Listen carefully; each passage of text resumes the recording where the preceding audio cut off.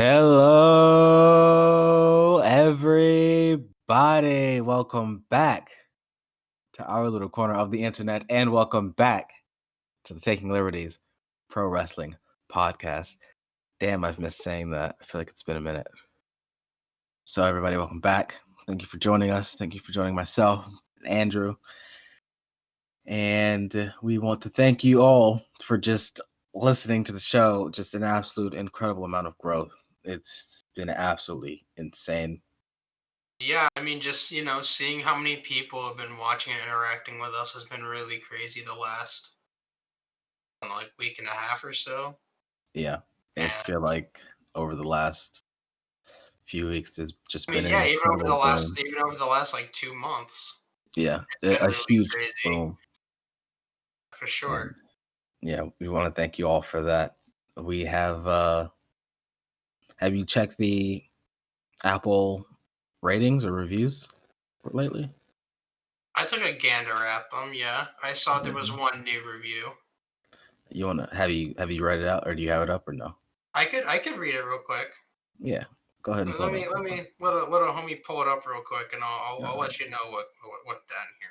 All right, and while you're doing that, I'll go ahead and mention that we have 5-star ratings. So, I feel like that's pretty nice. Everyone go ahead and go to Apple Podcasts and leave a review or rating. It really helps us out. All right, so I have the review here from Damogar saying, "Podcast boys, just a bunch of dudes being dudes, devil emoji." And that is for true. I appreciate that. Oh yeah, for sure. And you can also check us out, obviously, on Apple Podcasts, Spotify, Google Podcasts, Anchor, Breaker, Overcast, Pocket Cast. Plenty of places. Owl, some places we don't even get analytics for. It's fine. It's cool. Whatever. But yeah, so you want to go ahead and tell the people what we're talking about, Andrew? So this week we watched Destination X 2005, and with the suggestion from our very good friend WDM, we also watched Smackdown from September 4th, 2001, which preliminarily, goddamn, that show was some shit. Yes, it was, but we'll go ahead and talk about that later. So should we hop into some Impact Arena? Yeah, let's go ahead and do it. So we started off with an opening video package. Did you take any notes about that or no? I think I skipped it. Okay. That's fine. I didn't really take any notes about it. Or notes. Yeah, I didn't take any notes about it. But the very first thing we see after this video package is a shot right in front, or I guess behind, some lady's ass. Like, did you catch this shot? I don't know what was going on with that. They're like, hey, look at this. Like, front and center, fucking almost asshole right between her legs, and then they pull out, they zoom out, and then like my dog was laid down underneath her or something. I was like, bro, go somewhere with that. So after that, the building explodes with a lot of pyro. And yeah, dude, the pyro went crazy here. I was like, damn, this is 2005? Yeah, 2005. And Mike Tenay and Don West just run down the card. So I guess just hop right into it. The first match on the card was an 8-man tag between 3 Live Crew's BG James and Conan, along with AMW, America's Most Wanted, of Chris Harris and James Storm, versus Team Canada. Who are all the fucking... It was Rude, EY, P.D. Williams, and Alistair Ralphs. Yeah, and I got some shit to say about Mr. Alistair Ralphs. Because Johnny Devine had an ankle injury, so he was replaced by another Canadian male. So yeah. So the match starts off with BG and Rude, and fucking BG, he just beats up all the Canadians. Like, he just starts beating them up immediately. Yeah, like at the very start of the match, you get like your obligatory USA chants. Right, Yeah, right. cool. And then almost immediately after that, it's like fucking BG James was taken over by the Holy Spirit of American patriotism and ran completely wild all over every single member of Team Canada at the very start, which seemed very questionable. Well, he is a veteran, so that could be why he had that spirit of patriotism. Yeah, 30 years in the biz. Of course. Well, I mean, an actual veteran and a fucking wrestling veteran. He was in the military at some point. Oh, Army, was I he? think. Well, Yeah. maybe it was for true. Maybe the fucking Holy Ghost of American patriotism really possessed BG James on that night. Shit, maybe. Just maybe. So after that, Eric Young gets tagged in, and Conan also gets tagged in, and they're just fucking doing a spot where they're doing like up and overs and bouncing over each other, and EY bounces out of the ring and takes a fucking weird, nasty bump for no reason, just for a comedy spot. Bro, I had no idea Conan was gonna be out here like fucking Rey Mysterio and shit. I I, was like, bro, what? Who is this guy? oh yeah, Conan's pretty quick. It's fucking jacked, jacked to See, here's skills, here, here but here's the he's thing. quick. Here's the thing, right? This I think is probably the first time I've ever watched Conan in a match ever in my entire life. Really? Yeah, I ain't Wow, you no should go back and watch some of his old WCW stuff. He was Yeah, actually really I good. ain't never watched an episode of Nitro in my life. Mm, In my mm, life. I see. Yeah, that Fed propaganda really Mm. resonated. I wish you hadn't said that because I fucking guarantee that somebody is going to fucking recommend some old WCW Nitro Yeah, and I'm now. gonna say maybe. Maybe. We'll see. Anyway, so Conan takes off his shoe and he starts throwing it at Eric Young. He throws it hard as fuck, and then he throws it at Bobby Roode or Robert Roode or whatever the fuck his name is. I think it's Robert Roode. I can't remember. Cool. Harris and EY do a spot and they're doing drop downs. And oh yeah, I already said that. So Harris, everybody's like just fucking doing bumps outside for whatever reason. And Chris Harris does a very far crossbody from the ring to the floor. Didn't Conan do like a fucking tope before that? Conan did a fucking tope on the pretty much everybody. Yeah. And then they formed an indie pile. Chris Harris did a diving crossbody. And then the heat comes when Chris Harris, he's gonna fucking do a shoulder ram to Eric Young, but Rude pulls Young out of the way, and Harris goes corner first into the post. And then, we just get heat. You slow it down. Slow down, kid. Classic heat segs. So we get Alistair Ralphs in the match now. Can we And hold on? Did you looking at Alistair Rolfs? Did you get a certain vibe looking at him, or were maybe reminded of another pro wrestler who doesn't look like Jerry Lynn? no, not really. Who did you have in mind?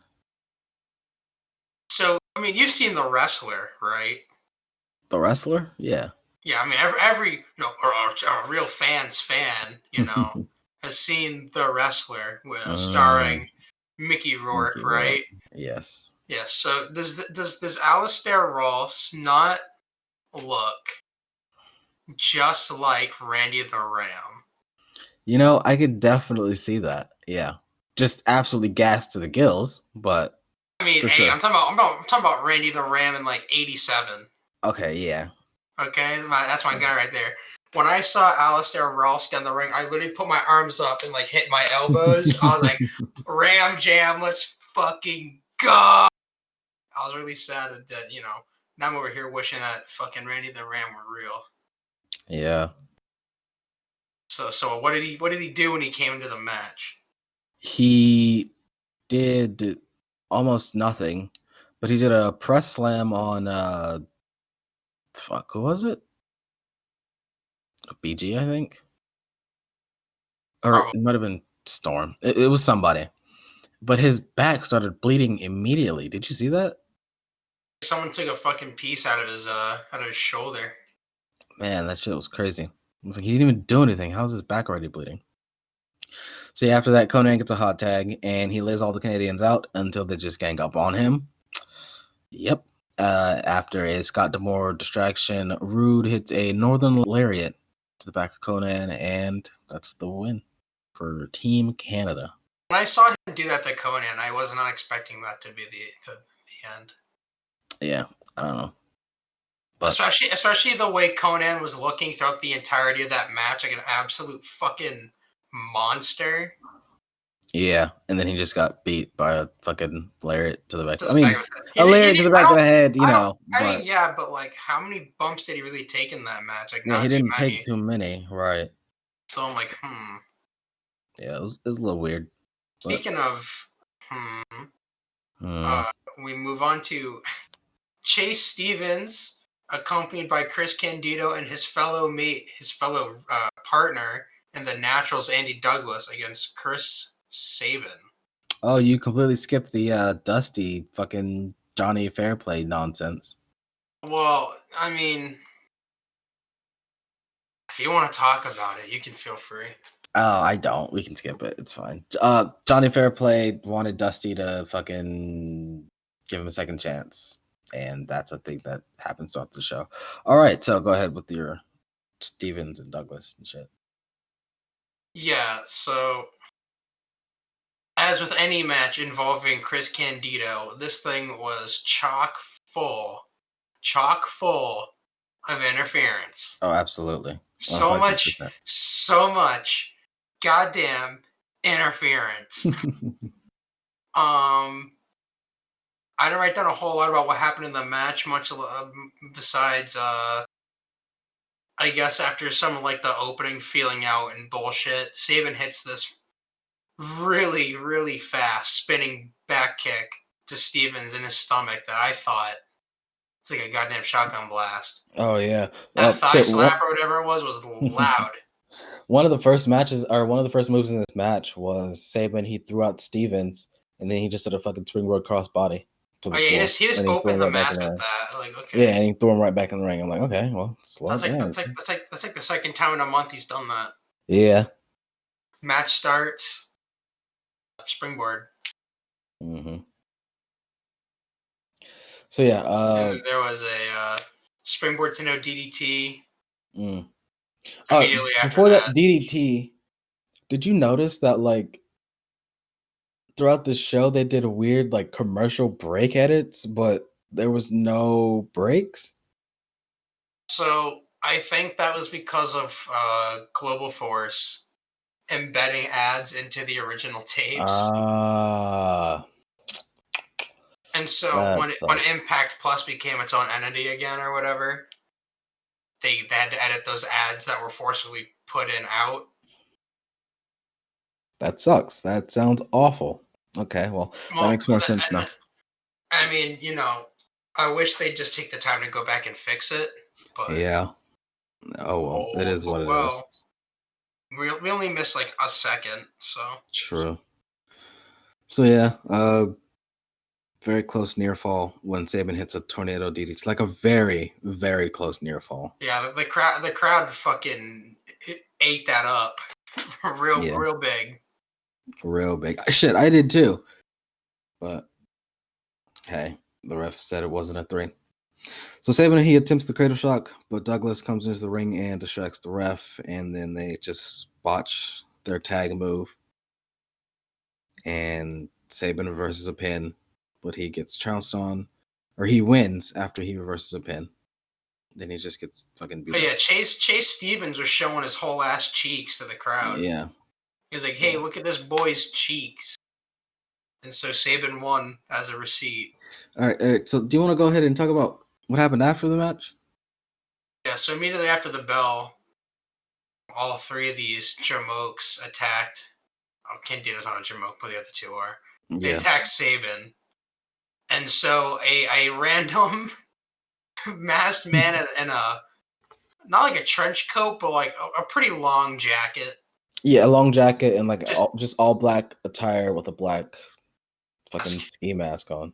Yeah, just comes out and starts just beating the piss out of these boys. and it's revealed to be this guy named Shocker. Yes. Who The I suppose that he. So. I hope we have.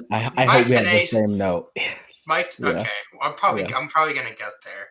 Mike Yeah. Tenay noted that he was a luchador who was known for his work in CMLL and like Mexican promotions and whatnot, but that he was also very well known for being in a.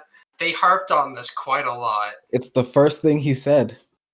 He's in a McDonald's commercial. Yes. It was the very first thing he said. So yeah, the dude pulled off Shocker. He pulled off this mask, and Mike Tenay said, "It's Shocker from the McDonald's commercial." And I'm like, "Huh?" The who and what?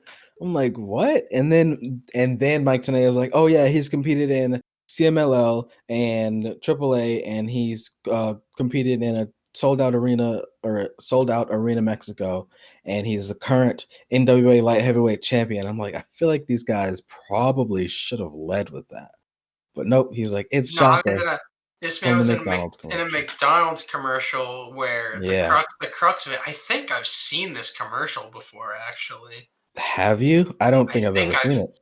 I think I've seen it when I lived in. Oh, This was 2005, and I was yeah, living in Florida in 2005. So it's very possible that I saw this maybe. commercial. Yeah, maybe. But it was a commercial where Shocker, wearing his mask, is unable to eat a Big Mac because his mouth is not big enough in the mask to eat a Big Mac, which is cool. Of course. Of course.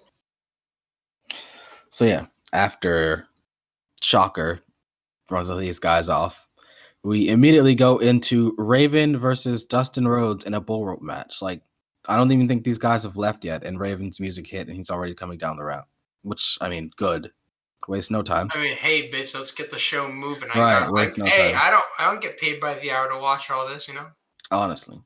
So, yeah, like I said, Dustin and Raven in a bull rope match, and Dustin, this match was like what, 5 minutes maybe. Yeah, they went like 5 minutes, and all this did. Okay, this match did nothing but bury Raven and bury TNA. Yeah. Yeah, and commentary is to blame for burying TNA during this match, and I'll explain why when we get there. You can explain why now. All right, so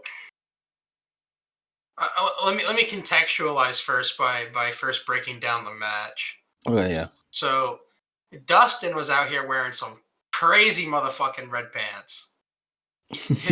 Dustin's Yes, attire was crazy. I had no clue what he was wearing. Dustin did pretty well to work the gimmick match very well in the early part by using the rope to tug Raven all over the place and shit. Yeah, like he fucking he knew how to use tugged him into the Ultimate X structure that's hanging above the ring, like the steel beams. Yeah. So it's pretty, Yeah, he was able to pull him all over the place and started beating he was beating on him with the cowbell a pretty good bit. Right. Eventually Raven gets Dustin down and gets a chair that he puts into the corner. And this was pretty rare. It just immediately uses it on Dustin Rhodes and it works. Yeah. Like, there's no reversal. There's no working 3 other spots before you get there. Like, he's like, I'll use this right now. Yeah, just do it right now. Yes. As you should. Yeah, absolutely.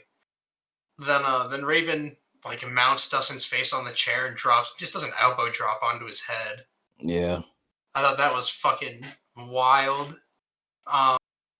Raven then was trying to do another elbow drop from the top ropes, but he gets wiped out by Dustin onto the chair. Dustin Rhodes is Irish whipped into the ropes, hits a bulldog onto Raven into the chair, and just wins. Okay. Mm-hmm. Mike Tenay, immediately after this match ends, goes on to remind us that Dustin Rhodes is a former WWE Intercontinental and Tag Team Champion. Mm-hmm. Okay. Bush League. I don't know. They do this again later tonight too. Yes, they do. So I'm like, cool.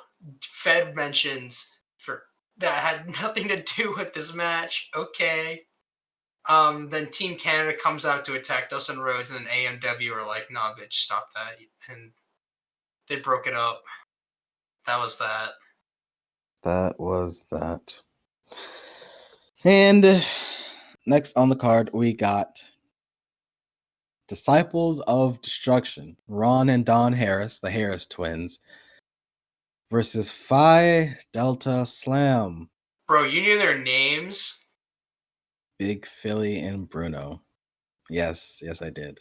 Oh, I'm talking about Big R and Heavy D. Oh yeah. That's what I heard. Oh So I my was like, God. yeah, that's it right there. Ron and Don, the Harris twins, versus Yeah, well, Phi Delta Slam. I'm calling them Heavy D and Big R. Hey, do it. It's all on you.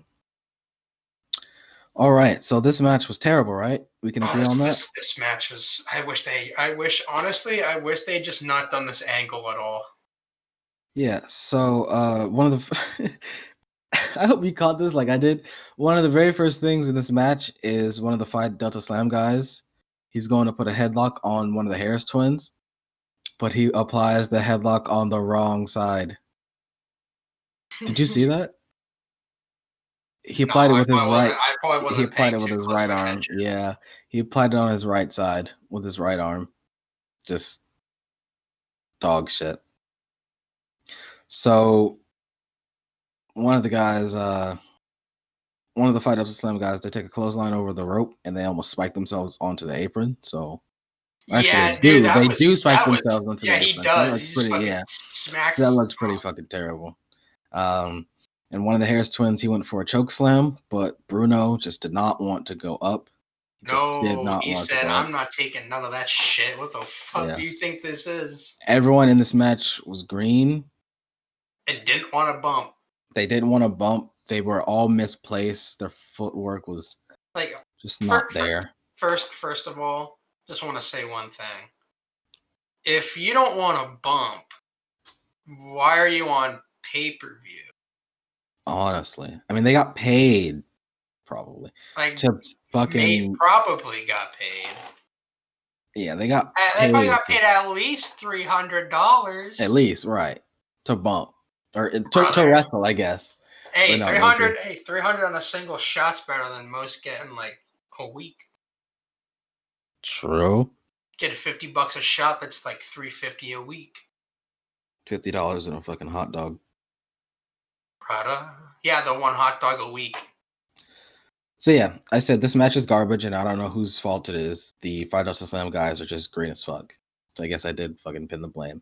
But after I say that, Trinity, who is accompanying Phi Delta Slam, she grabs one of the Harris twins as he is running the ropes, and dude, he yanks her up so quickly.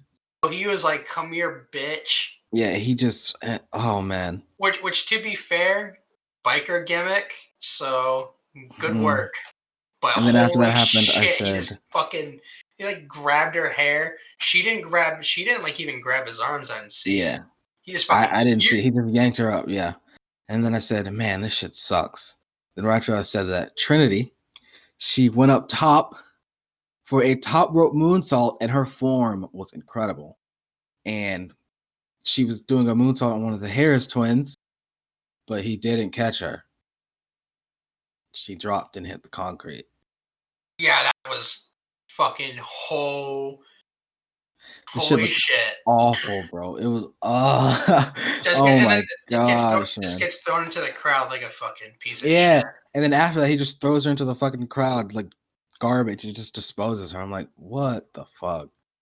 So after that happens, the Harris twin gets back in the ring, and then everyone is gassed. Everyone is blown up. The double team and the ref is not doing anything. But then one of the Phi Delta Slam guys, they do the big splash on one of the Harris twins. And then the Harris twins, they do twin magic because they're bald twins. Because they're bald and they look like Steve Austin. Yeah. And then one of the Phi Delta Slam guys go to fucking charge him into the ropes or charge him into the corner. Boot. Big boot. Team Tracy wins. Disciples of Destruction. Cool. That match was awful. It was a match that happened on pay-per-view. That's for sure. And then we followed one awful match with another. Oh, baby. Unfortunately. Now, okay, you know what? I'll just say that for the end. Go ahead and just...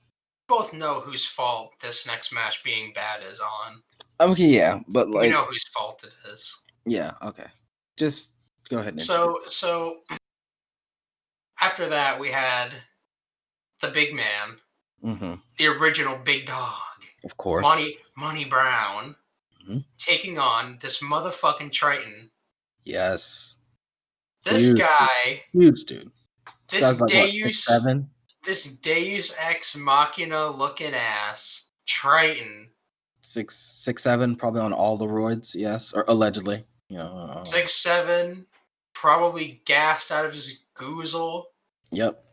Goddamn, looking like Crimson if he were a little deflated. Yeah. This guy wasn't no Crimson. No. No, sir. This man was no Crimson. Crimson ruled.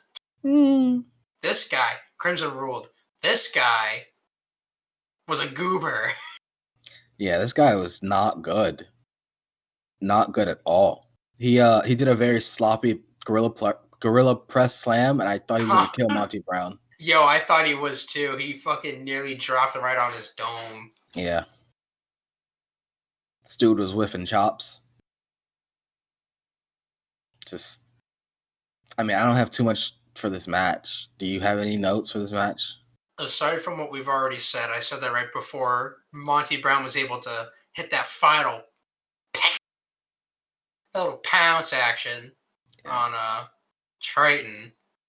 Yeah. The lights go out.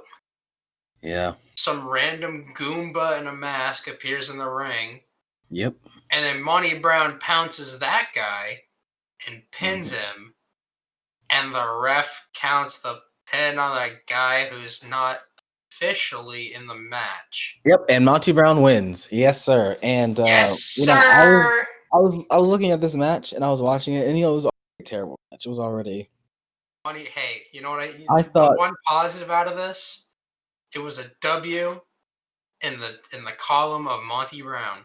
Okay, when I saw this match, I guess you could look at it that way. I saw this match as this was the worst finish to a match that I've ever seen. Oh yeah, it was. I literally said in my notes. I literally said in my notes. I said in my notes at the very end, stupid way to avoid pinning Triton. Yeah, that was a stupid way to get around it. I don't rate matches, but if I had to rate this match, this is like a 1-star match with a -1 finish. Like a -1 star finish. This is awful. So it's a -1 star match. It's a dud. Because this whole match was the finish in that one near botch. Yeah, true. Basically, it was a botch because of how fucking shaky the press was. This match was just... Triton was not ready to lift a man with the sheer fucking manliness. Girth. The fucking magnitude. Magnitude. He wasn't ready. But still, this match was terrible. And I was expecting something. This match was awful. Nah, well, you got none of that. No. And then afterwards, DDP is doing some yoga. Yeah, DDP was backstage doing some yoga, and he cuts a promo about Jeff Jarrett. I didn't write down a word of what he said because I think he was saying gibberish. He was saying gibberish, so I didn't really write down. I couldn't piece together a word of what he was saying. Nope. But that's fine because this next match, you couldn't piece together a single bit of what was happening. We had Jeff Hardy versus Abyss in Final Assault. Yes. Which is basically like a street fight? Yeah, Falls Count Anywhere. Was it Falls Count Anywhere? I'm pretty sure it was, yeah. Didn't the match end in the ring? Yeah. And the match... Okay, whatever. So, first thing I had to say is that motherfucking this guy, Jeffrey Nero Hardy, and his goddamn paint, dude. Oh, literally just gets everywhere immediately. Within 2 minutes of the match starting, it is just fucking everywhere. It's all over the ring, and then Abyss like throws him out of the ring, and he does a back roll. All over and the then it's all floor. over the fucking apron or not the apron. It's all over the ramp and the floor. Yeah, it's everywhere. Fuck Jeff. Are you kidding me? Yeah, it's everywhere. He was a babyface in this match when he booed. I thought that was kind of weird. The crowd knew this motherfucker in his paint. It was like audible booing too. It wasn't like a few people. It was like probably half the crowd that booed him. I was like, wow, Jeff Hardy, 2005. That's what happened. Yeah. So Jeff just uses the chair and does his tope thing, and they just immediately start crowd brawling. All the way to the garage. All the way to the garage. And some fans actually follow them out. And then Abyss sets up 2 tables, and Jeff hits him on it, and he climbs some steel-like support beams that's holding up the roof of the building. And then he does a swanton. Yeah, he's like a good 15 feet in the air. Yeah, and he does a swanton onto Abyss, and he goes Moses to the second table. Yeah, and we're like 4 minutes into this match. Well, I mean, to be fair, this is a Jeff Hardy versus Abyss match. So if I didn't see something like this in the first 4 minutes, I'd be disappointed. Okay, I understand that, but we're like 4 minutes into this match, and it was like what, 12 minutes? Something like 10, 12 minutes. They did. Oh, I mean, they do a lot. They do a lot more after this. Okay, yeah. You want to go ahead and take it away? Yeah. So eventually, they after that table spot, make their way back to the ring area. Yep. And then they Abyss lays a chair across Jeff Hardy when he's on the mat. And he does, I don't know what the hell he thought doing this. He does this top rope diving body splash onto Jeff, which I'm almost certain hurt Abyss way more than it hurt Jeff Hardy. I mean, it looked like he fucking... I mean, yeah, Abyss certainly sold it like it did. He was dying. Which, I mean, it probably wasn't even selling. It was probably just this genuine reaction to doing that. Probably, yeah. After that, some point, Jeff Hardy's looking under all the sides of the ring trying to find a ladder. This is some fucking WWE 2007 bullshit right here. Oh, you forgot the point where Abyss was doing like something, and then he ended up taking a fucking chair shot to the balls and then unprotected headshots to the face. So. Oh, I didn't even write that down. Oh, yeah. So, yeah. I ain't got everything. Yeah, after that, the ladder thing happens. And, yeah, go ahead. So he gets the ladder, brings it into the ring, and starts climbing it, which I wasn't... I'm pretty sure Abyss was already on his feet at this point, so I'm not sure what Jeff was trying to accomplish by climbing the ladder. I think when he went to go get the ladder, he fucking came back in the ring and hit him a couple times until he found it. So Abyss tries to climb the ladder to attack Jeff. He's knocked back to the mat, and then Jeff does his that springboard leg drop he does where he jumps over a ladder. Yeah, I don't know how Matt did that fucking leg drop from the top of the cage, and that was his back forever. Baby, that was it. Jeff has been doing this shit for he's been doing this spot for 20 years, and he's still fine. He's fine, and I don't understand. It's like he and RVD have slowed down so much more than so much less than they should have at this point. Yeah, for sure. Infinitely, I feel like Jeff Hardy and Rob Van Dam should both be in wheelchairs. Yeah, especially Jeff Hardy because of all those fucking. He's still doing crazy fucking dives like that today. Today, what are you doing? Like this, dude. I don't know. Maybe this dude. This dude's gonna jump off Hell in a Cell one day. I swear to God. The only time he's ever been injured was an unwrestling related injury. He fell off his 4-wheeler or whatever, his dirt bike or something like that. Crashed on his dirt bike. Yeah.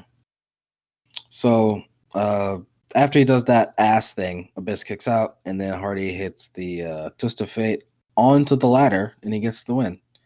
Yep. But Abyss immediately starts attacking him to get his heat back. Oh, very much. match. I feel like every match had something like this. Yeah, but we The get the thumbtacks. He gets the little black bag of thumbtacks, bounces him off to the ropes. Boom! Black hole slam into the thumbtacks, and Jeff Hardy's back is bleeding. Fucking dude, he was destroyed. Yeah, tacks all in his back. It cut to 2 little girls that were like horrified. Yeah, I would be too if I were in the crowd at like 5, 6 years old and saw that. Yeah, just absolutely just horrified. Yeah, and that was that. I mean, if you were gonna have Abyss get his heat back, that was the best way to do it. And you know, Abyss always fucking got thumbtacks himself every single time he did this. Crazy. I mean, hey, at least that means that no one's ever alone, right? True. Very, very true.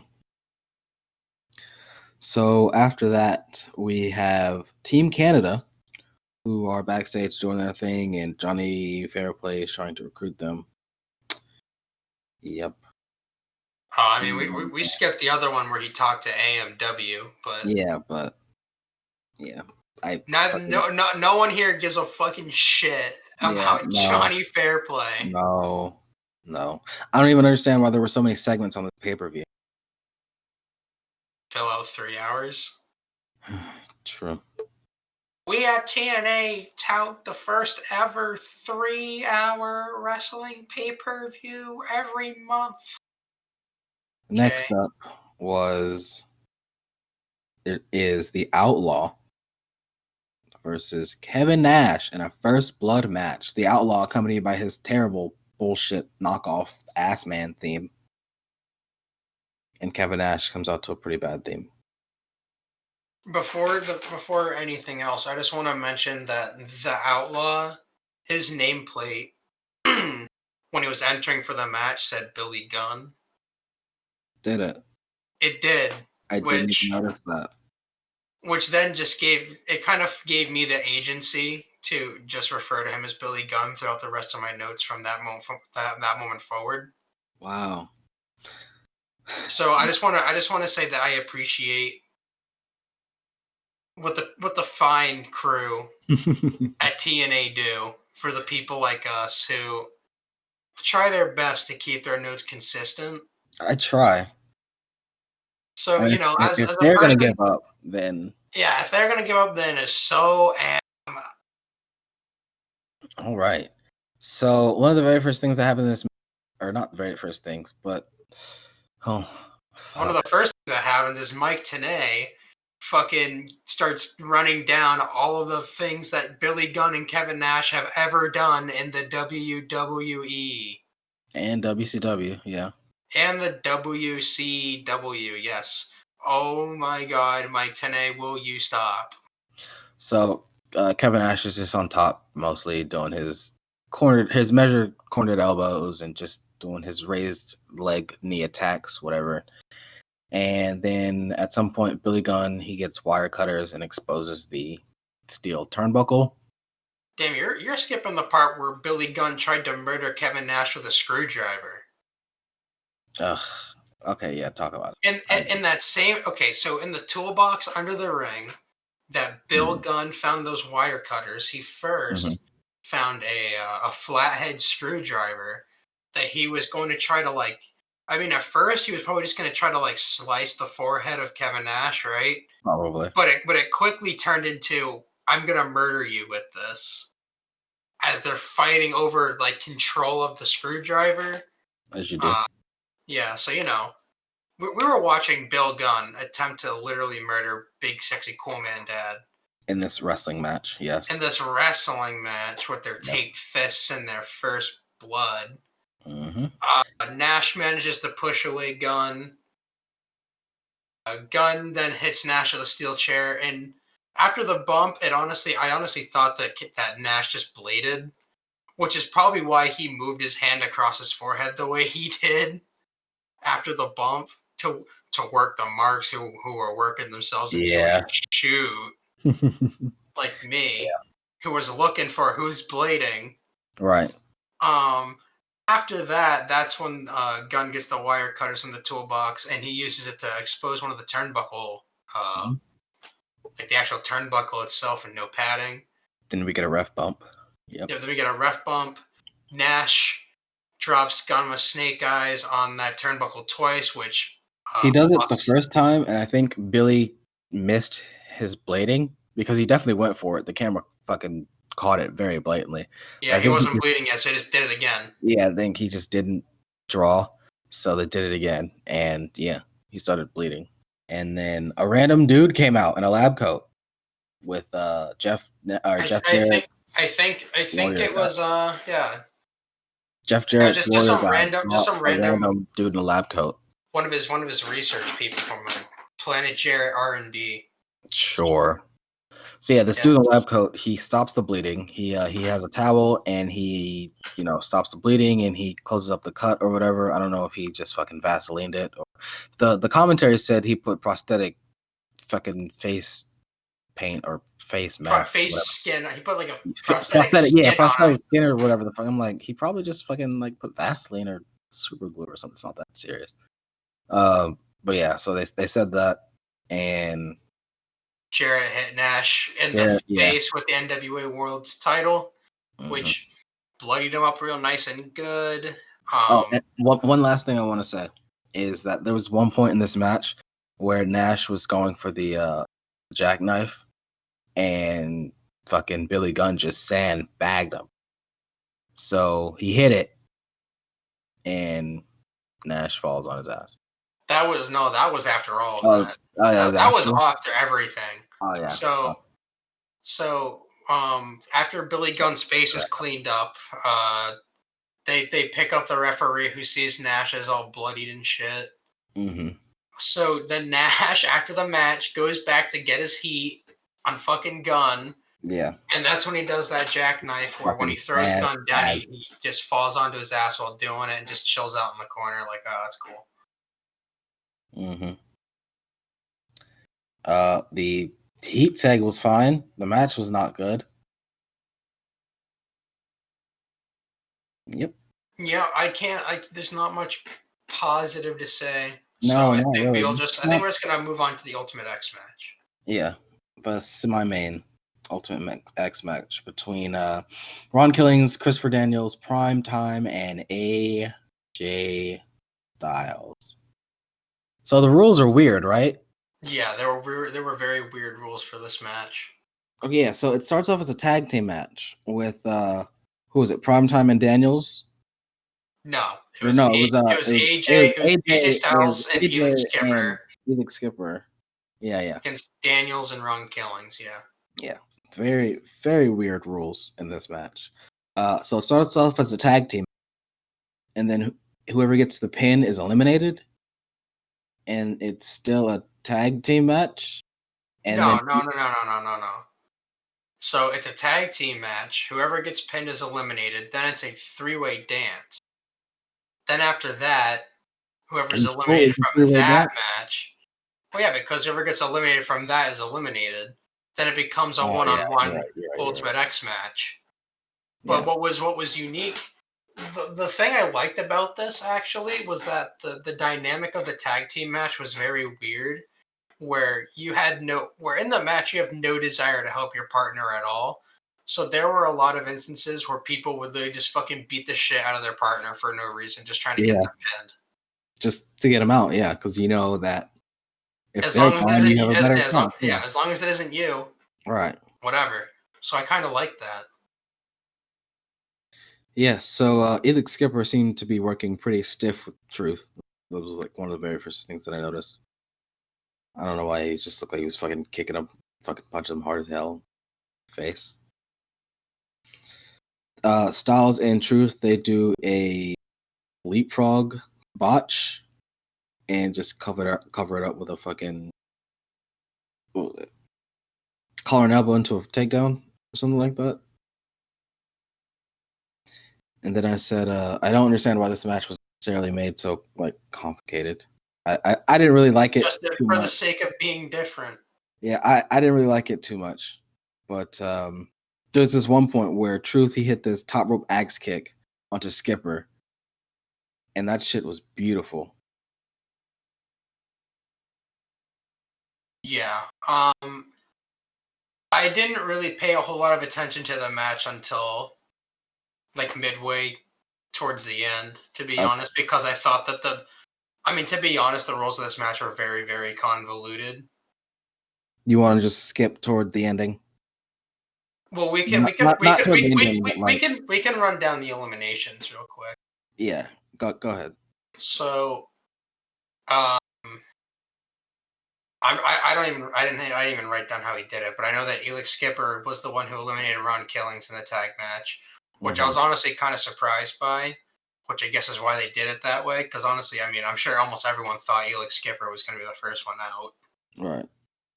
So I was like, oh wow, he just pinned a fucking R-Truth. Right. So then it becomes a three-way. There was at this point is when they started using the cables. So Daniels climbs up the X cables, even though he's not actually able to claim the belt yet, and manages to confused. Everyone was like, "What the hell are you doing, bro?"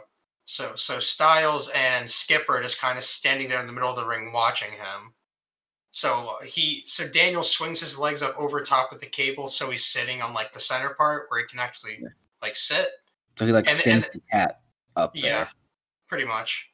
And then he just does a BME off the top of that, and he takes down. Great form too, yeah. Yeah, he takes down either Skipper and AJ Styles, which I love the way that Daniels tries to like cover up accidentally hitting Skipper, air quotes accidentally. Oh yeah. Because Daniels was, clearly using Skipper to get rid of Styles. Right. So after that, primetime he does a spinning leg lariat and he almost just decapitates Christopher Daniels. He almost took his head off. Primetime scales the cables and he hits Styles with a poison runner from the top. I thought that was pretty nasty. Yeah, I don't know what the hell. These dudes are going crazy. Right. And then Styles, he scales the cables and does a forearm onto dudes. Skipper hits the sudden death, which is his air raid crash to AJ. But Daniels schoolboys Skipper and eliminates him. Ooh. There it was, one-on-one Ultimate X rules. And then AJ Styles hit one of the fucking sweetest, nastiest, sexiest Pele kicks I've ever seen him hit in the match. It was like a straight shit. They had to show it like 20 times. Yeah. They really went all out for this fucking, which is crazy. He went for the knockout on that kick. He's like, "You're going to sleep, boy." They went all out for the rest of this match, which is crazy because I feel like this match was already kind of long at this point. So Daniels, he hits like an STO from the top of the cables when the two try and scale it. And they tried 2 different times to get the belt down, but I swear this thing is like fucking super glued or something. Cause dude, those belt snaps were fucking were like super magnetic. Yeah, the way when Daniels scaled the thing the first time and he had his arm hooked in there, and it wasn't coming down. I was like, "Oh shit!" Yeah. Then he did it again, like even stronger, and I was like, both of them did at the same time. It wasn't coming down. It still did not come down. I'm like, holy shit! Like, damn, bro, this fucking exhibition title is built different. Right. So after that happens, they fucking bump the ref. And then the finish comes when AJ is up there and he finally undoes the belt. He finally Daniels literally just like lets him pull it down. Yeah, he just lets him pull it down. The ref's down. It's fine. He just lets him pull it down. And then like a fucking vulture. Like a little weasel. He fucking slithers his way in there like weasels do, of course. And he just hits the fucking angel's wings, probably like it was like on the edge of the belt. And he just puts that bitch to sleep. Yeah, he fucking does the Eddie Guerrero. He puts the belt on himself, and then the ref sees fucking Daniels holding the belt when he wakes up, and boom, Daniels is the new X Division champion. I'm sorry, but that's literally the same finish 2 matches in a row. Yeah. I just realized that they literally ran the exact same finish Ref bump. Minus some details. Finish. Yeah. Yeah, I mean, ref bump, ref bump babyface to a wins, finish, yeah. bullshit happens, heel wins. Mm-hmm. Now, granted, this is the first time Christopher Daniels ever won the NWA X Division Championship. Bro. So, like, look, it's cool in the gang and all, and I'm not going to get too pressed on it. And But like he's a heel, so like at the same time, they did the same finish 2 matches in a row. Same fucking finish back to back. It was insane. You really could have just saved it for the fucking X Division match and just had a different finish for Nash and Gunn, because who cared? Yep. If I were able to go back and survey fans in like the middle of 2005, how much did you care about that Billy Gunn and Kevin Nash feud on NWA TNA Impact on Fox Sports Network? So I will admit, I'm not going to get a whole lot of answers that are positive. Oh no, not at all. I will admit that I did like the match when it was just Styles and Daniels, which is why I wish it would have just been them from the start, honestly. I wish it had just been a normal Ultimate X match. That would have been cool. Where they just would have worked the gimmick for fucking 15 minutes instead of doing what they did for 20. All right, so you want to go ahead and talk about the main? I want to, but yeah, we can. Yeah, let's go ahead and do it. So the main, yeah. We got DDP, Diamond Dallas Page, that guy, taking on Jeff Jarrett in a ringside revenge, not a lumberjack match. No, the lumberjacks aren't allowed to get involved. This is not a lumberjack match. They get involved for the NWA World's Championship. So, surrounding the ring on the side of DDP was Monty Brown, the 3 Live Crew, and Larry Zbyszko. Yes, Larry Zbyszko is just there. Yes. And Ron Killings, who was just in the last match. Yep. And then on Jeff Jarrett's side, we had Chris Candido and the Naturals. That happened. I'm hoping that this match is the absolute goddamn final time I ever have to hear DDP's Scuff Nirvana theme song, please. I hope he's just like done after this. All right, man. I'm not even gonna lie to you. I skipped like 10 minutes of this match because I was just. Dude, I don't blame you. So, if you got any play-by-play that you want. I got play-by-play, but it's not necessarily important. DDP, prior to the start of the match, he clotheslines himself and Jarrett over the top rope out of the ring. Starts a fight with Jarrett on the ringside area. Throws Jarrett back up onto the apron. DDP gets a water bottle. Spits a mouthful of water like right into Jarrett's ear. That was kind of gross. That sounds really gross. Throws Jarrett into the crowd. Starts beating him all over the building. Like the ref just does not give a shit about any of this. Of course not. DDP brings an office chair into the ring. Throws Jarrett down onto it and punches him in the face so hard he spins. Thought that was kind of funny. Eventually, Jarrett manages to come back. Literally just drops the office chair on the DDP's legs twice. Like this literal like spinning office chair. Just throws it right at his legs twice. DDP looked very uncomfortable with taking those. I bet. Jarrett slaps on a figure 4 leg lock, which DDP does an absolutely awful job of selling here. How do you do an awful job of selling that move? He just wasn't like there was no expression on his face of any real like anguish or like urgency to get out of it. He was like, "Oh, I'm in this." Well, you hate to see it. You really do. Candido and the Naturals hold on to DDP when he tries to rebound off the ropes after that. So here comes the cheating from the outside. Of course, from Candido and the Naturals, as always. Jarrett hits the what's it called? The reality check on DDP. Gets a 2 count. At this point, just all fucking hell breaks loose on the outside of the ring. There's one part that I did like skip to. DDP, he hits a powerbomb on Jarrett. Oh yeah, But Jarrett, spinning power bomb. he doesn't kick out. He just gets he Yeah, like puts he his just like arms, flops his arms over each his other. shoulders didn't come off the mat, so that should have been a 3 count, really. We're just living on planet Jarrett, baby. I guess so. Um, Yeah. yeah, so all hell breaks loose with the not lumberjacks. Yeah. And BG James gets his hands on Jarrett's guitar, but accidentally slams Conan in the Yeah. fucking head with it. They're in the ring at this point, even though Yeah, they're not yeah. supposed to touch anybody. So they're in the ring. BG James, Conan, Jeff Jarrett. Mm-hmm. He goes to swing at Jeff Jarrett. He dodges, so Conan takes the guitar to the face. Yep. That's when the Outlaw comes out. DDP knocks the ref into Jarrett to crotch him on the top rope for some random shit he was going for. Yep. Billy Gunn hits a famous on DDP. Jarrett only gets a 2. I was hoping at the point it was fucking over.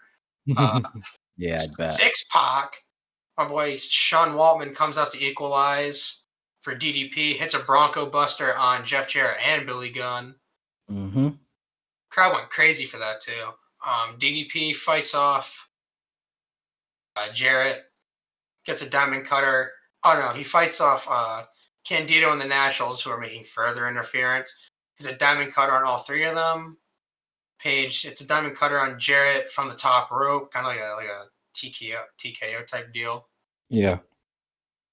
And a Tower of London, I guess. the Jeff Jarrett, fucking his lawyer, gets involved in another match. But Monty Brown comes in to fucking Monty Brown comes in and handles him. But it turns out that Monty Brown has actually made a deal with the devil. And he's working with Jeff. This son of a bitch is working with Jeff Jarrett and ends up pouncing DDP, so Jarrett gets the pin. And then Monty Brown and Jeff Jarrett hug like a couple of best friends to celebrate together, and the show is over. Oh, yep. Fuck. This show was terrible. It sucked. I don't think I enjoyed anything on this show. Well, I enjoyed the finish to the X Division match. Yeah, the X Division match was cool. Jeff Hardy versus Abyss was pretty cool. The finish or the heat seg where Abyss slammed him in the thumbtacks was kind of cool. Yeah, other than that, this show was kind of meh. Yeah, I didn't really enjoy anything else. If we're talking about like the last, like the bit, like, because I've, at this point, I've been here for an entire build from pay-per-view to pay-per-view, right? Yeah. So I'm gonna be honest. I am waiting for Samoan Joseph to get his ass up in here. Something, yeah. I need some change. Life. I need some change because this shit is not cutting it.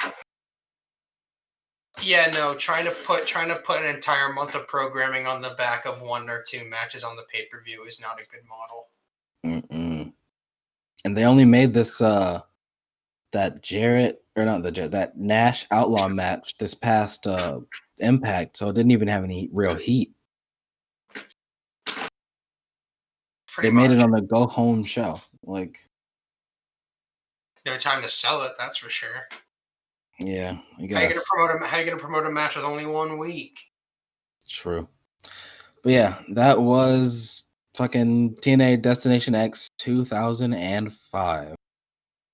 Man, I can't wait for podcast episode like 200 where we're on like TNA Impact in 2009. Isn't that gonna be lovely? All right, I guess we can go ahead and hop on into Smackdown. Looking at, the September 4th, 2001 episode of Smackdown. Yeah. This is so weird to me. I don't know. This episode like must have aired on like a Tuesday or something. I guess so. Because they kept referring to Raw as the night before, and I went back and looked through the calendar, and September 4th was indeed a Tuesday. But the next episode of SmackDown didn't air until the 13th. Which was? Thursday? Friday? I think it was a Friday. Yeah, it was a Friday. I don't know. Maybe they just so I'm not sure what for some reason. I don't know. So, they're showing a package from the ending of the episode of Raw from the night before, which was September 3rd, 2001. Yep. Stone Cold Steve Austin stole Kurt Angle's Olympic gold medals, which fucking everyone did, and Yeah. threw them off a bridge as one does as an act to show solidarity with the alliance. Stephanie, as a token of gratitude, buys Stone Cold a truck, but Kurt Angle hides and manages to assault him from behind and chain him up in the bed of that truck. Yes, he did. He chains him up to the bed of Austin's very own brand new truck. Well, I want to know where the hell the chain came from. Who knows? So Kurt brings Austin to another bridge somewhere in wherever they were in Toronto, I believe. So they just find some bridge out in the middle of nowhere where Kurt Angle literally threatens to murder Steve Austin by throwing him off the bridge while he's chained up and blindfolded. And he's like screaming in his face and calling him a bitch. And he literally makes Steve Austin cry, right? Like he's got this man crying and pissing his pants and shitting and coming. What? And yeah, sure. So he gets Steve Austin to apologize and cry like a little baby bitch boy. And Kurt Angle's like, well, no matter what, you're getting wet. Which, Austin immediately thinks he's going to get fucking thrown into the water, right? But Kurt Angle's got this freaking kiddie pool already set up on the bridge that no one else is crossing. Nope. So it's like Kurt Angle shut down this whole bridge with a kiddie pool just to punk out Steve Austin. Incredible. And that is essentially the crux of the plot of this entire episode of SmackDown here that we're reviewing, which this episode does start with a tag team match featuring the Hardy Boys against Raven. That boy Raven. Yep, that Raven. So and it's the Hardy Boys. Just incredible. Yeah, the Hardy Boys with Lita versus Just Incredible and Raven. Wasn't she with Tori? Tori? They were Terry. It's one of those. There were Terry Runnels. So I don't have too many notes for this. I said heels get beat for a little bit. Jeff almost breaks his neck. Oh, yeah, he almost fucking necked himself on the apron doing a dive. I thought he was going to die. And then I said babyfaces do their comeback sequence and win. So Twist of Fate, Swanton Bomb, win. Yeah, I wrote TV tag match. Jeff Hardy lands a Swanton, wins. After the match, Lita hit the Twist of Fate on Terry. Moving on from that, we have Stone Cold Steve Austin arriving at the arena, where he just stormed straight to the Alliance's locker room to talk about what happened with Kurt Angle on the bridge. Yes. Just being a piece of trash. So after that, we had Christian, fresh off of his turn on Edge the night before. After Edge won the King of the Ring tournament, I believe. Yes. Yes. That's right. So he was upset with Edge for, I don't know, being Edge. Yeah, he basically just says it's always Edge and Christian, even though Howard Finkel always announced him as Christian and Edge. But he said it's always Edge and his brother. And he was tired of being in Edge's shadow. So he turned on him. Here's the thing, though, right? We talked about this while we watched SmackDown, right? Look at Edge. Yeah. There's a reason this man was pushed. I mean, yeah. I mean, remember that Vince McMahon wanted to put a blue dot over Christian's face. That is very true, because he thought it was just too ugly. And he's not even ugly. No, he's really not. But Edge is Edge, so, Are you seeing Edge? Yeah, especially at this time. 2001 Edge, going crazy. Yeah, the perm, full fucking power perm, just post Michael. So yeah, Christian basically says, just like your theme, you think you know me, but you don't know. Cringe. We both cringed at that line pretty hard. Yeah. So after that, for some reason, Steven Richards decides to call out The Undertaker. Yo, Steven Richards fucking hates The Undertaker, bro. Steven Richards blamed The Undertaker for breaking up right to censor. Uh, okay. And then Undertaker came out. Yeah, it's like, all right, you piece of trash. I'm gonna beat you with the greatest pure striking in the business. Yep. And then Chronic. Chronic comes out Dem as Dem Undertaker is about to Bryans. as Undertaker is about to do stuff. Chronic comes out pretty much immediately. Brian Adams and Brian Clark, and they attack him and double chokeslam him. That's it, really. Bro, I audibly, you can confirm this. I actually laughed when Michael Cole said "chronic" on fucking Yeah, commentary. Like yeah. hearing Michael Cole say that word. Yeah. Thank you, Vince Russo. We joke. Haha. It's so fucking. It's not funny, and that's why it's funny.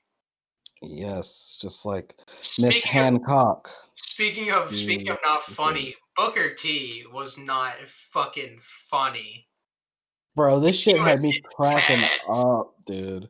He wasn't trying to be funny. He was being intense as I fuck, know. but it was And I funny. was dying. So we cut to a backstage. William Regal, like he's backstage. William Regal is fucking pissed off at these Alliance dudes wrecking shit on his show. And Shane McMahon walks in with Booker T, who is just absolutely stanced up, just looking big. Just, I don't know, Booker T's like 6'5", great shape, intense, fucking eyes bugging out of his head to pounce on William Regal at any moment. Yeah, he And looked like going to fucking murder someone, bro. yeah, he's just so he stanced up, and Shane is basically saying that The Rock will defend the belt in a handicap match against the two of them because he stole the belt from Booker. But after every word that Shane is saying, Booker's just ad-libbing in the background, essentially. And just it's the most hilarious thing. Yeah, Booker is just like the sheer intensity of Booker in this promo. I can't even begin to express how funny it was for the both of us to just watch Booker T being Booker T in Just 2001. being Booker T, yeah. And of course, he had to get in the five time, five time, five time, five time, You know, five time. stare at his hand like it's the fucking Of Holy course, Grail. of course. He was pumped up to say that too. Yeah, dude, he was fucking jacked. Oh yeah. So after that, we get Test versus the one Billy Gunn. Yes, that Billy Gunn, the No, outlaw. I only wrote one thing for that match. What's that? Test fucking murdered Billy with a big boot that he did not cover up for in time. I have 3 notes. 2 side Russian leg sweeps from Oh, yes, Test. the big man. Yes, and then uh, there was a tilt-a-whirl reversal. So Test was going for a tilt-a-whirl, and then Billy reversed it, and then he did a tilt Test, which I thought was pretty cool. And then Test fucking decapitated him. He just took his head clean off with this big boot. Yeah, Billy Gunn's head snapped back in a pretty unnatural way. I think that was a Yeah, shoot. I think it was a shoot too. He didn't really get his hand up. Well, I mean, he got it up, but not really. And just But he fuck. covered up like 20% of the boot. Yeah. Right. To the right He's side of his face. Just lucky mm, for Billy though, that was the finish. So he was done for the night after that. yeah. Yeah, yeah. So after that, you want to go ahead and talk about what happens next? So we cut backstage to Steve Austin and Deborah in Steve Austin's personal locker room where he, being an American in Toronto, Ontario, Canada, Yes. calls the fans in Canada Yes. a bunch of foreigners. Yes, he did. He calls the fans. Oh no, you know what? My bad. He's in the ring when he does this. This is an in-ring No, promo. he did it both times. Because it was Deborah that said, "Well, they're just a bunch of foreigners. Go show them what's what." Oh, And you know that's what? when he Maybe I comes just out. maybe I didn't write that down. Well, Yeah, Steve that's when he Austin comes out comes out to the ring with some generic music. with some that yeah, like it had those disturbed like yell ad libs, Yeah, but but it that was wasn't no awful. disturbed No. fucking, that wasn't it. But Steve Austin's in the ring, calls the fans a bunch of foreigners, calls them Yep. violent and crazy, Hmm. calls them pathetic, then says, if you want to see Stone Cold Steve Austin shackled up in the back of a truck and thrown off a bridge, give me a hell yeah. Gets a big hell yeah from the fans. Yep. Which honestly, I mean, I think I said hell yeah as well. I mean, I want to see people get thrown off bridges. True. True. He calls the fans jackasses and goes, what? What? What? At them repeatedly. At this point, Kurt Angle, the Olympic hero, comes out Hmm. to interrupt and make sure Austin never forgets what happened to him on Raw last night by showing him for like the third time tonight what happened with Steve Yes, Austin in indeed. the kiddie pool. They go to commercial. They come back. Steve Austin is back in the Alliance's locker room and he is pacing around like a fucking gorilla, claiming that the next person to walk into that locker room is going to get a ass beating. Yes. He's gonna And then, open a can of whoop ass on that boy. So then we immediately, at this point, I made the prediction that he was gonna stand there pacing for at least 10 minutes. yes. And then we get a 10-minute promo from The Rock. Yeah, I got a So, 10-minute promo from The Rock about how horny Lillian Garcia is for him. yeah. Okay. So, Lillian asked The Rock a question. I don't even really remember what the question is, but he just goes off on a tangent and he makes a bunch of sex jokes and innuendos. Um, He tells Lillian that she gets wet he says, or with he's like, perspiration. yeah. So he's saying that I know that you stay up every night thinking about The Rock. I know that you've wanted to try The Rock out. And he says, I know, Lillian, that I make you wet with perspiration. You know, huge pop when he said wet. Of course, it's 2000. Dude, the crowd went fucking ballistic when he said that. Oh, yeah, absolutely. They went fucking crazy when he said, The Rock gets you wet. And they're like, with perspiration. And they went crazy. Like, oh, we Yeah. saved it. Yeah. Yeah, there were two pops, actually, when he said wet and then when he said with perspiration. Yeah, Two they pops. popped for the wet and they popped for him saving the line. So, and then he says that he knows that she likes pie, but does she like strudel? And then she says she would like more than anything in the world to try the people's strudel. And he says, this is not a time to talk about dessert, Lillian. Have some professionalism. Then he pretty much just goes into a tangent about how he's going to kick Booker and Shane's ass. And how This he's man, going this to. man, this man really just teased Lillian Garcia Mm-hmm. on live. Oh, I guess not live, on taped television. Mm-hmm. Damn, bro. You mean fucking? You know what? I was gonna say something about Viscera, but you know what? He can have it. He earned it. Yeah. Yeah. True. Very true. And then after that, the next person that walked through the door was Oh, whatever, dude. Cool. Mr. Whatever and Cool himself, Van RVD, Dam. Mr. Bob Van Dam. Yeah, dude, Mr. Rob Van Dam. Mm-hmm. So And Steve Austin says, "Well, looks like you gotta talk to them now, pal. Figure out what you're doing tonight." Yeah, then Van Dam's like, huh, whoa, what's cool, that about? cool. So then this is barely even the hurricane. This is the scuffed hurricane. This is man, this is a little tropical storm or something. I don't know what this is. This man's a rainy day. Yeah, this is a yeah. The rainstorm. Right. This guy, this The dude. theme song was scuffed. No, I hear the the mask was. stand back, and I'm like, "Oh, shit." And then it's like, I'm like, "Oh, shit. What is This is this?" Shane Helms. Who is this Right. guy? Yeah, so, like, you're pretty low on the totem pole when Michael Cole is shitting on you. Yeah, I That's how mean, you know it's pretty bad. at least before 2011, where he did nothing but shit on people. True. So Hurricane comes out and he issues a super open challenge, and well, it's the Big Yeah. Show.